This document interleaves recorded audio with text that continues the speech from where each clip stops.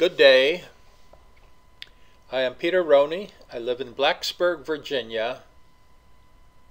Today is September 30th, 2015, and it is a Wednesday.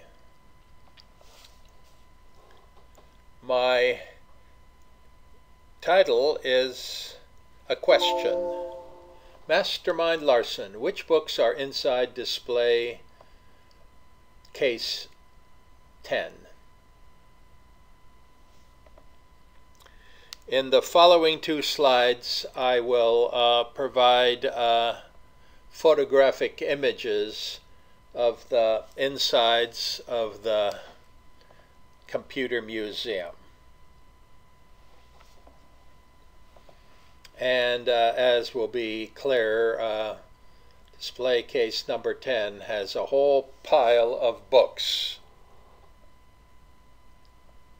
So let me show you the images and talk about them. I am lingering on this title page so it will become a thumbnail for the YouTube.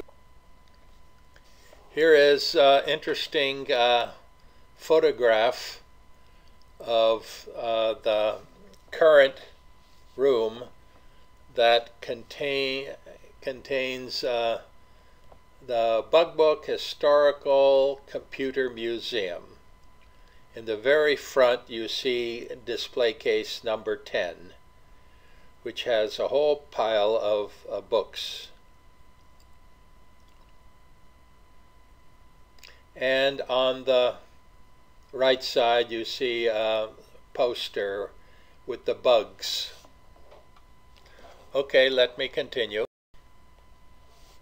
Here's a close-up view of the display case. On the far right you see my Bugbooks. Moving one group to the left you see my Japanese translations of Bugbooks 5 and 6. Well, here is a good question for you. I think the title of this display case is the Blacksburg Group Books. Well, there are a lot of things to say. First of all, on the far right, these are the Bugbooks, and there was no such thing as the Blacksburg Group. And Mastermind Larsen has great delight in pointing out that I dropped out of the two companies, Nanotran and Tycon. He doesn't explain why, and he cleverly ignores the fact that I really didn't drop out. I sued Titus, Larsen, Titus, and their four companies. And the lawsuit, called the Bill of Complaint, is available for download at my website, blacksburgdeception.com. So also there's a companion legal document called Request for Admissions. And one interesting thing that you can look for is who was in the Blacksburg Group. Now Larsen just likes to remind people that there were only three: himself, John Titus, and Chris Titus. But if you look at some of the books that are displayed vertically, I think you're going to find that my name is included as one of four names of the Blacksburg Group. And this continued into 1979, even after March 79, when the three of them got notice that I wanted to withdraw from the companies. And withdraw from my association with any of them. So, it's sort of funny, and it all points to the muddled museum history of the Bug Book. And this history is not supposed to be history. It's supposed to use Bug Book and historical to get you interested, and then it will switch the topic to the Blacksburg Group.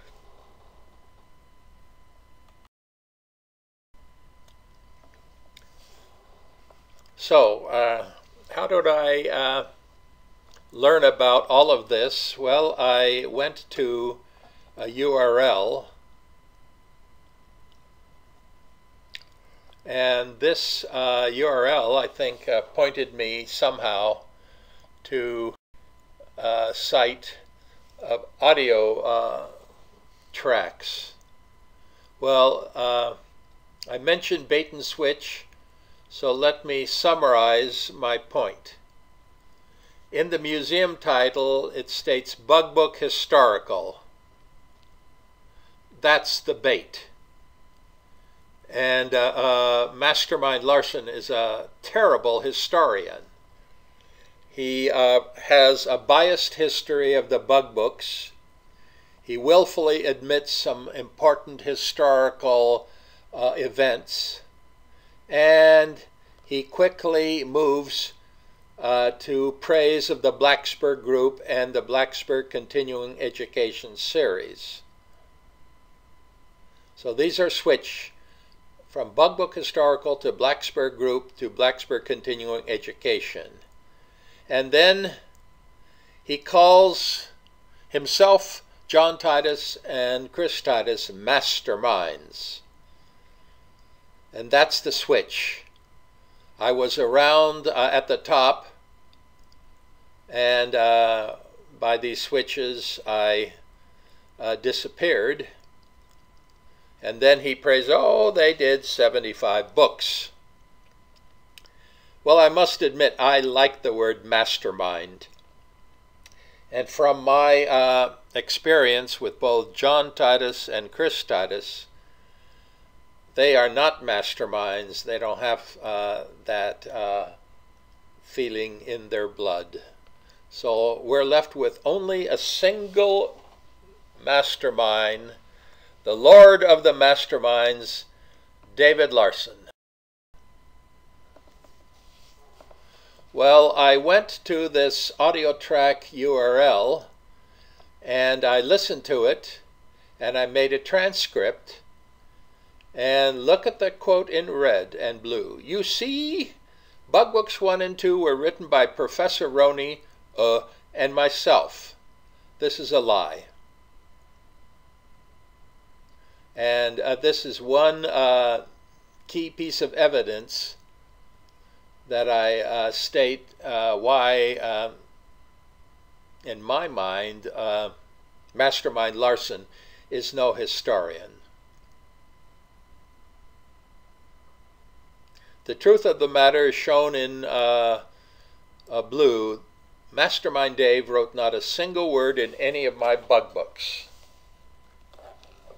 And if you believe that he did, you are gullible and being bamboozled. Well,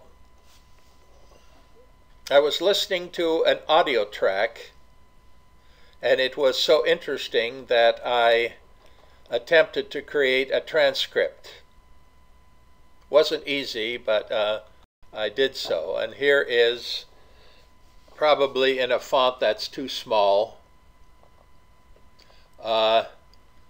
several paragraphs in my transcript. So here it is in the voice of Mastermind Larsen.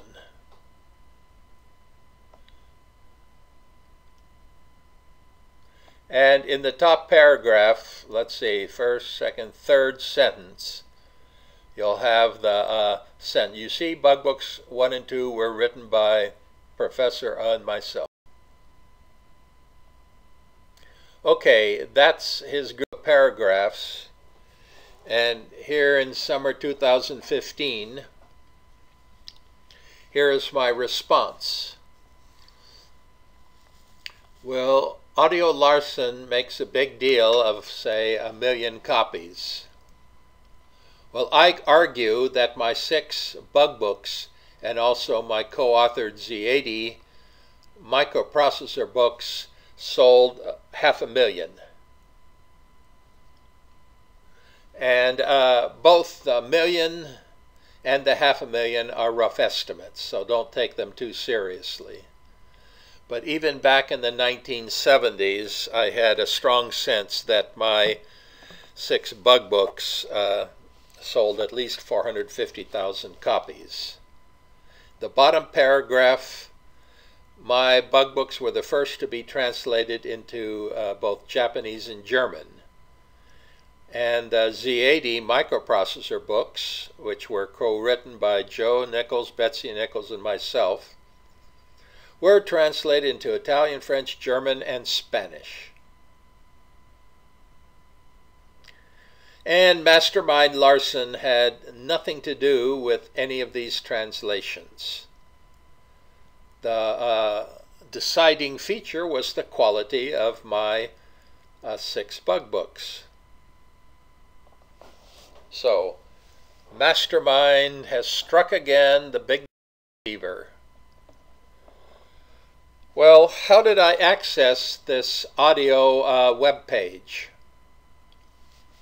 Well, here's how it started. Here's the URL.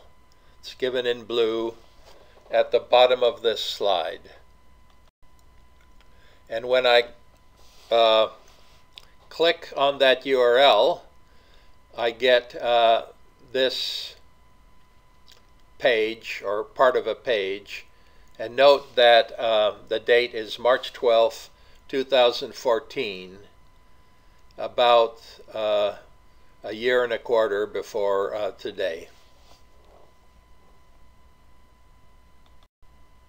And here is what the Case 10 Blacksburg Group Books looks like. This is the audio track. And after some effort, I learned how to play it. And once I learned, then I played it and replayed it so I can create my transcript. I must admit that the process wasn't that easy. And on the audio page, the curator provides a short bio of himself. Now here I use the word curator.